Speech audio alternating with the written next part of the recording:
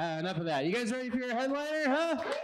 Yeah, you guys ready for your headliner? One more time, come on in.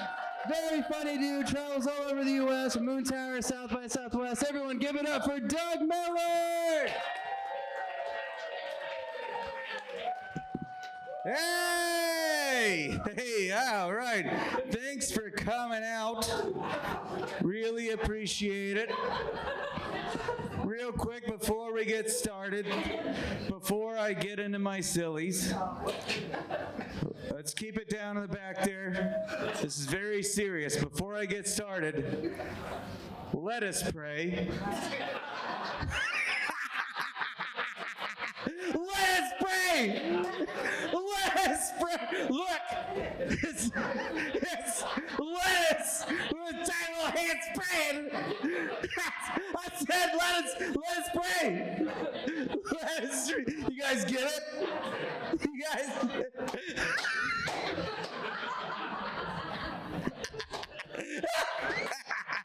Let us pray.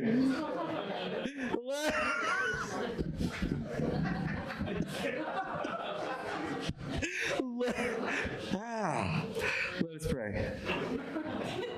It's lettuce. You guys. Well, that's okay. That's it for my prop comedy. Thank you. I mean, that's so lettuce. You guys get it. It's we can't top that. It's downhill from there. That is comedy at the peak. So I'll try my best. Okay. Thanks for coming out. Let's pray. Well.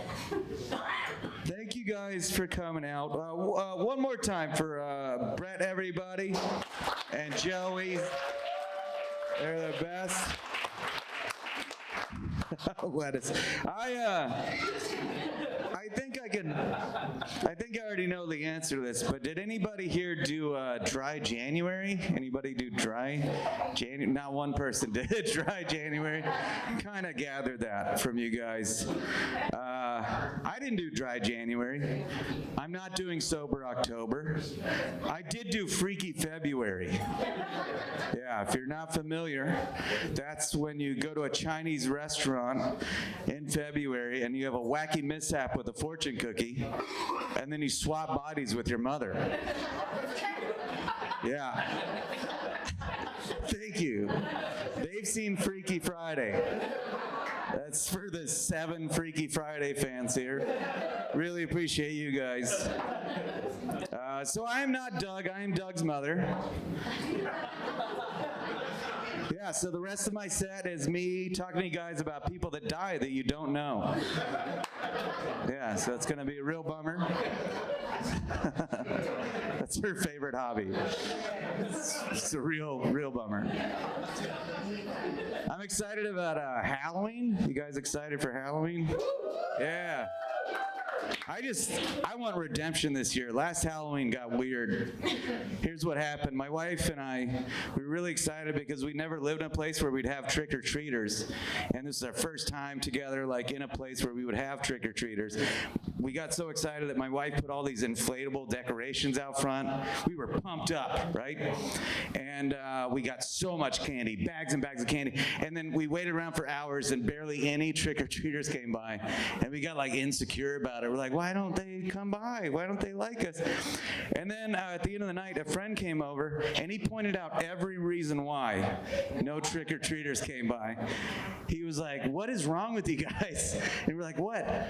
Here's the deal. The place we were living at the time, the living room was upstairs and there was no doorbell downstairs and you couldn't hear anybody knocking downstairs. So we left a sign out front on the outside balcony that said, hey kids, come upstairs for candy.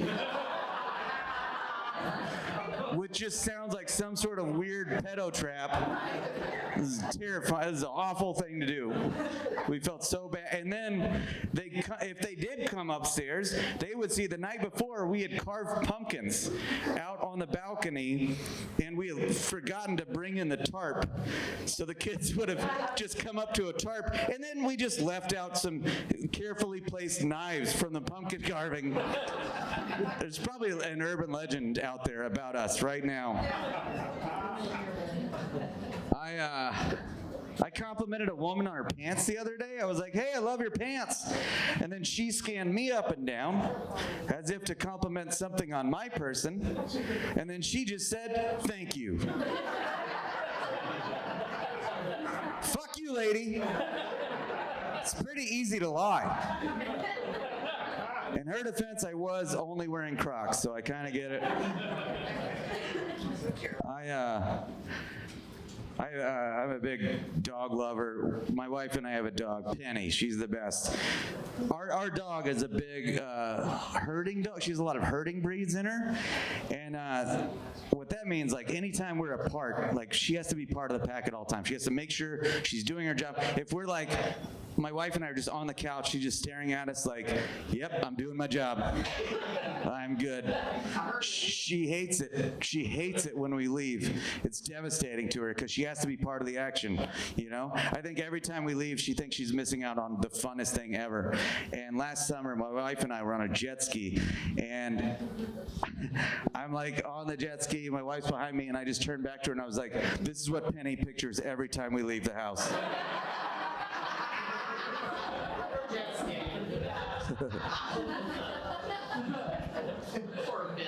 Poor Penny.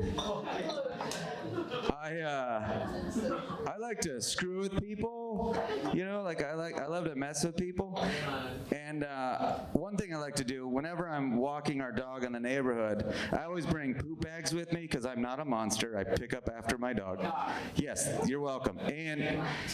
But I always carry an extra clean bag, and in that bag, I put a bunch of unwrapped mini Snickers in there. And then one by one, as I'm walking by the neighbors, I pull them out and I just eat the Snickers. Just chocolate, it just looks like I have shit mouth. And I'm just pointing at people like, hey, good morning. None of my neighbors talk to me, which is exactly what I want. You don't want to know your neighbors, it's awful.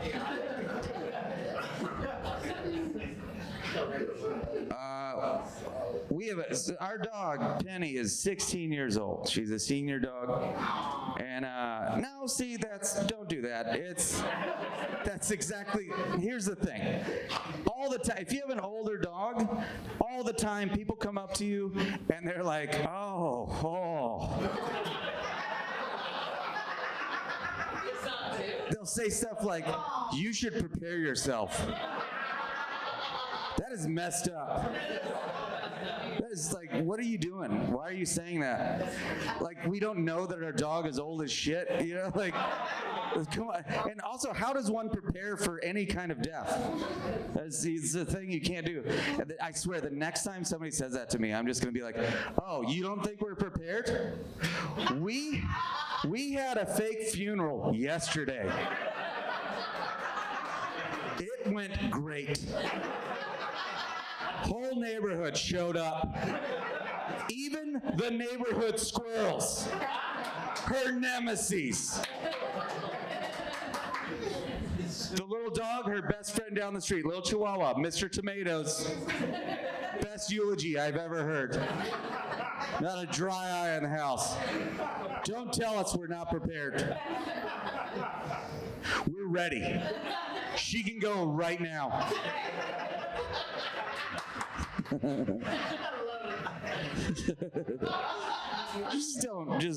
Just know you shouldn't say it. You guys definitely didn't do dry January. Jesus Christ. Let's keep it down. I mean, laugh, but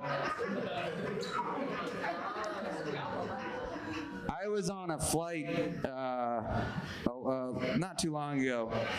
Just a quick 45-minute flight, Austin to Dallas, right? I put on John Wick, and it's such a quick flight that I just saw the dog get killed, and that was it. I get to Dallas and just had the worst trip ever. I was just so bummed out. I brought my quarterback sleeve in case I have audibles. I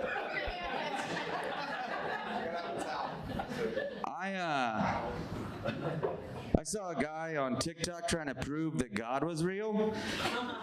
Yeah. And I think the fact that TikTok exists is proof enough that God doesn't exist. It's a nightmare.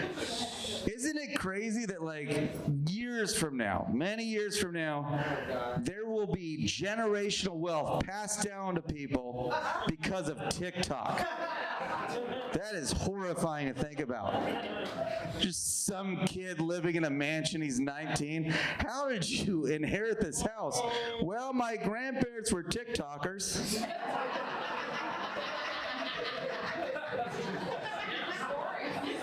Yeah. What is TikTok? What was that? Oh, well, it was like, this living, breathing tire fire. It was just a nightmare. It made us dumber. It divided the country. It was awful. People put out videos. Oh, what kind of videos did your grandparents do? Oh, my grandma did silly dances. She did silly dances. She made a lot of money. What did your grandpa do? Oh, well, he would do reaction videos. What's a reaction video? Oh, that's when somebody without talent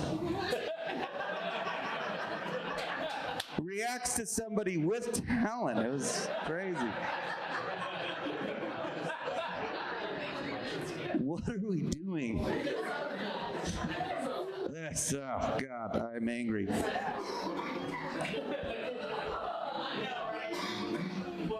Is somebody humming? What the fuck is happening? That reminds me of something.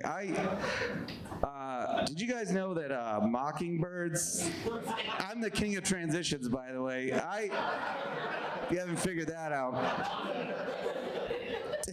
Did you guys know that mockingbirds can have up to 200 calls, like imitations? They can even imitate car alarms. And that's crazy. And the theory is they think that the female birds will go for the male birds that have more imitations. And that's nuts because whenever I do a bird call in bed, my wife is dry as a bone down there. I'm just like, caw-caw, caw-caw. Nothing. I'm just glad for you ladies that's not like real life with us. Like that's not how dating is, where it's just like every day just dudes bombarding you. Like, have you heard my Jim Carrey impression? Alrighty then. Get to the top of. Actually, that is what dating is like for you guys. I'm sorry. It's awful. Speaking of birds, my wife has a pet cardinal. This is a true story. Not a cardinal that lives in a cage in our house. The actual cardinal. It's a real cardinal just out in nature. Just outside there's a cardinal. When she calls for it, it will land on her shoulder. I married a Disney princess. That's what I'm saying. It's the most insane thing I've ever seen in my life. The first 300 times she did it, I was like, nope, that didn't happen. I'm just on drugs again. It's fine. It's bananas. Like, I don't... And she goes, so she named the cardinal. That's how she calls him. His name is Carl the Cardinal. And then because cardinals mate for life, the wife's name is Carla and Carl. And then, of course, they just recently, I'm proud to announce, they had a baby. Thank you. Of course, his name is Carl's Jr. That's right. And so she'll be out on the front porch just yelling, "Hey, Carl! Carl!" The whole neighborhood thinks she's insane. And then when a cardinal lands on a shoulder, it's even more insane. It's so great. I love it.